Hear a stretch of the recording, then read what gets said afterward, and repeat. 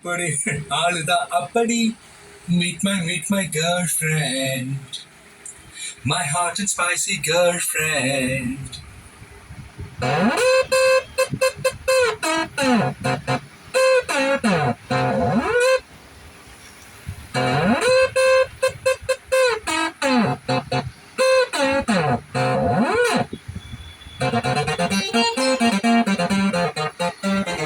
Hey, join me guys, it's intro time. இவ யாருன்னு சொல்லுற கேட்டுக்க. பஞ்சுன்னு நினைச்சா பஞ்சுன்னு கொடுப்பா. மூஞ்சில ஹெல்மெட் மாட்டிக்க. Hey sugar free. Hey sugar free பேச்சில இனிப்பு இருக்கு. இவ fat free உடம்புல கொழுப்பு இருக்கு. வணக்கம். Hitech transformer Coimbatore another amplifier final செக்கிங்கில் இருக்குது. இது வந்து எங்களுடைய 5th ஆம்பிளிஃபயர் 40-40 10 ஆம்ஸ் போட்டு பண்ணுறது. 14 ஃபெட்டை போட்டிருக்கோம். சப்புக்கு 4 ஃபெட்டு, மற்ற சேனலுக்கு 2 ஃபெட்டு. தென் ஆஸ் யூஷுவல் எங்கள் கண்ட்ரோல் கோடு FP03. இப்போ வந்து கொயாக்சில் இன்புட் எடுத்திருக்கேன். இங்கே வந்து ப்ளூரே பிளேயர் இருக்குது. இந்த ப்ளூரே பிளேயர் மூலமாக வந்து கொயாக்சில் இன்புட் எடுத்து டிவியில் கனெக்ட் பண்ணியிருக்கேன். அதுதான் நீங்கள் பார்த்தீங்க. இப்போ வந்து உங்களுக்கு 5.1 டால்பியில் ப்ளே ஆகிட்டுருக்கு. சென்டர் சேனல் மட்டும் வச்சுருக்கேன். இப்போ எல்லா சேனலும் வைக்கிறேன்.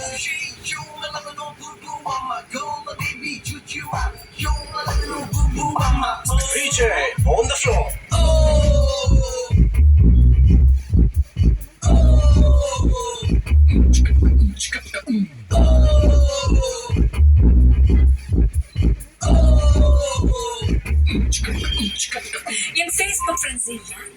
இப்போ பார்த்தீங்கன்னா இதில் வந்து பார்த்தீங்கன்னா 40-40 கொடுத்துருக்கேன். அதனுடைய டிசி வோல்ட் வந்து 52 வோல்ட்டு. அதனுடைய பவர் ரீடிங் இங்கே வரப்போகுது.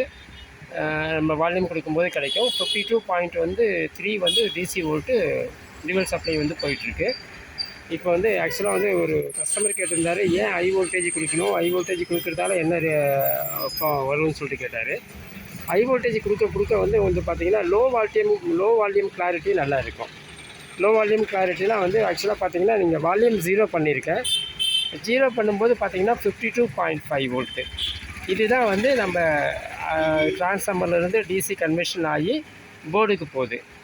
இந்த போர்டுக்கு போகும்போது இந்த போர்டுனுடைய அவுட்புட்டு தான் ஸ்பீக்கரில் கனெக்ட் பண்ணியிருக்கோம். ஸோ அந்த பவர் ஆம்பிளிஃபயர் என்ன பண்ணுதுன்னு கேட்டிங்கன்னா, அந்த டிசி வோல்டேஜையும் ஏசி வோல்டேஜையும் ரெண்டையும் கம்பைன் பண்ணுது.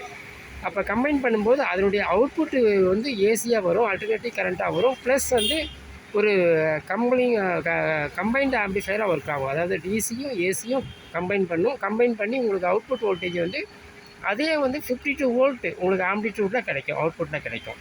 அந்த 52 வோல்ட் ஏசி வந்து ஸ்பீக்கர் காயில் வந்து நல்லா மூவ்மெண்ட் பண்ணும். அப்போ மூவ்மெண்ட் பண்ணும்போது பார்த்திங்கன்னா உங்களுக்கு வந்து அந்த கிளாரிட்டி வந்து நல்லாயிருக்கும். அதே வந்து நம்ம ஒரு 30 வோல்ட்டில் போட்டோன்னு வச்சுக்கிங்களேன், அந்த மாதிரி வராது. அந்த மூவ்மெண்ட் வந்து கம்மியாக இருக்கும். அதுக்கு சிம்பிள் எக்ஸாம்பிள் என்னென்னு கேட்டிங்கன்னா, இப்போ வந்து நம்ம வந்து ஒரு 60 வோல்ட்டு வந்து கொடுக்குறோன்னு வச்சுக்கிங்க.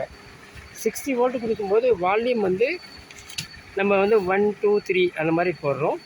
60 வோல்ட்டு வந்து டியூவல் சப்ளை வந்து உள்ளே என்ட்ரு ஆகுது. அந்த 60 வோல்ட்டில் வந்து நம்ம வந்து ஒரு வால்யூம் வந்து 0.1 கொடுக்குறோம். இந்த 60 வோல்ட் வந்து கான்ஸ்டன்ட்டு. இது வந்து பார்த்திங்கன்னா உங்களுக்கு எந்த வேரியேஷன் ஆகாது. லோ வால்யூம் 0 வால்யூம் வச்சா கூட உங்களுக்கு அவுட்புட் டிவைஸுக்கு வந்து அந்த 60 வோல்ட்டு போயிடும். இந்த 0.1 ஆம்ப்ஸு என்னென்னு கேட்டிங்கன்னா, நம்ம வால்யூம் கண்ட்ரோலை வந்து ஒரு பாயிண்ட் வைக்கும்போது 0.1 ஆம்ப்ஸு. அப்படி பார்க்கும்போது உங்களுக்கு வந்து மினிமம் வந்து ஒரு 6 வாட்ஸ் அவுட்புட் கிடச்சிடும். அதே வந்து நீங்கள் ஒரு 30 வோல்ட் வந்து உங்களுக்கு டிசி இருக்குது. அதே 0.1 ஆம்ப்ஸ் வந்து வால்யூம் கொடுக்குறோம். அதாவது 0.1னா என்னென்னு கேட்டிங்கன்னா, வால்யூம் வந்து 0.1 கொடுப்போம். அப்போ வந்து நம்மளுக்கு கிடைக்கக்கூடிய ஆம்பியர் வந்து பார்த்திங்கன்னா ஒரு 0.1 ஆம்ப்ஸ்ன்னு ஃபார் எக்ஸாம்பிள் வச்சுக்கிங்க. அப்போ வந்து அவுட்புட் வந்து பார்த்திங்கன்னா 3 வாட்ஸ் தான் கிடைக்கும். அப்போ 3 வாட்ஸ் வந்து அட் லோ வால்யூமில், நீங்கள் வால்யூம் அதிகமாக போகும்போது நமக்கு ஸ்பீக்கர் வந்து ஒரு 40 வாட்ஸு 50 வாட்ஸு 60 வாட்ஸு ஸ்பீக்கர் போட்டிருக்கீங்கன்னா, ஹை வால்யூமில் இதே 30 வோல்ட் வந்து அட் 1 ஆம்ப்ஸ் கரண்ட் ரேட்டிங்கில் 30 வாட்ஸ் அவுட்புட்டு டெலிவர் பண்ணிடும். அதாவது 1 ஆம்ப்ஸ் கரண்ட் ரேட்டிங்னால் நீங்கள் வந்து ஒரு 50% வால்யூம் கொடுக்கும் பொழுது 50% வால்யூம் கொடுக்கும் பொழுது அது வந்து பார்த்திங்கன்னா உங்களுக்கு ஒரு 1 ஆம்ப்ஸ் கரண்ட் கொடுக்குதுன்னா 30 × 1 30 வாட்ஸ் அவுட்புட் கிடச்சிரும். அப்போ அந்த 60 வோல்ட் ட்ரான்ஸ்ஃபார்மர்லேருந்து அதே மாதிரியே வந்து ஒரு 0.5 ஆம்ப்ஸ் எடுத்தால் 30 வாட்ஸ் கிடச்சிடும். ரெண்டுமே ஒரே மாதிரியே தான் இருக்கும். லோ வோல்டேஜ் ட்ரான்ஸ்ஃபார்மரும் ஹை வோல்டேஜ் ட்ரான்ஸ்ஃபார்மரும் அந்த வால்டேஜ் எடுக்கும் பொழுது பார்த்திங்கன்னா ரெண்டுமே ஒரே மாதிரி தான் இருக்கும், ஹை வால்யூமில் வச்சு கேட்கும்போது. ஆனால் லோ வால்யூமில் கேட்கும்போது இந்த டிஃப்ரென்ஸ் இருக்கும். அப்படியே வந்து நம்மளுடைய ஸ்பீக்கருடைய கரண்ட் பவர் கன்சப்ஷன் வந்து டபுள் இருக்கும். 30 வோல்ட்டில் போடும்போது உங்களுக்கு வந்து 3 வாட்ஸை கன்சியூம் பண்ணுதுன்னா 60 வோல்ட்டில் போடும்போது அதே வந்து 6 வாட்ஸை கன்சியூம் பண்ணும்.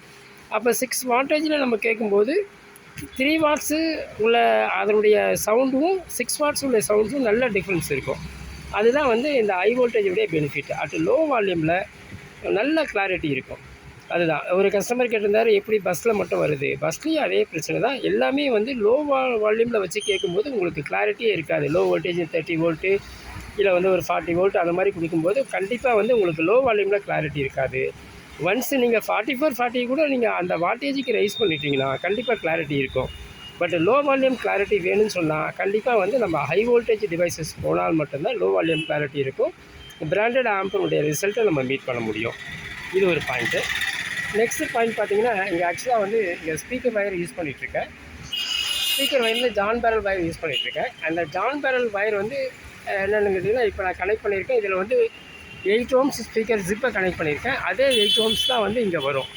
அதாவது இந்த லென்த் ஆஃப் வயர் வந்து ஒரு 5 மீட்டர் வரைக்கும் நான் ஒவ்வொரு அவுட்புட்டுக்கும் கனெக்ஷன் கொடுத்துருக்கேன். அந்த 5 மீட்டரில் செக் பண்ணிங்கன்னா கண்டிப்பாக வந்து 8 ohms, 8.1 ohms அந்த மாதிரி தான் கிடைக்கும். இதே வந்து வேறு சில பிராண்டட் வயர் எடுத்து யூஸ் பண்ணியிருந்தா கண்டிப்பாக வந்து ஒரு 4 ohms அடிஷ்னல் ஆகும். 8 + 4 12 ohms அவுட்புட்டை கிடச்சிரும்.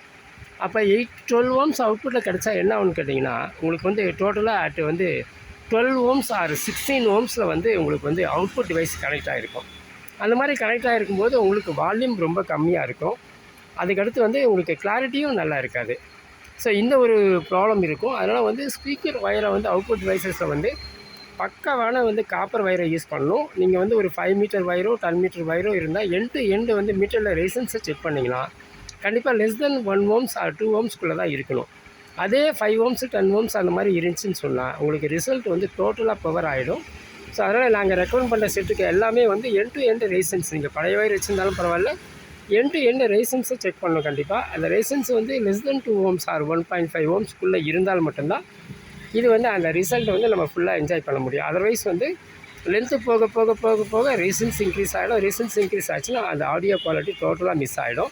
ஸோ அதனால் பியூர் காப்பர் வயர் இதில் கனெக்ட் பண்ணணும்.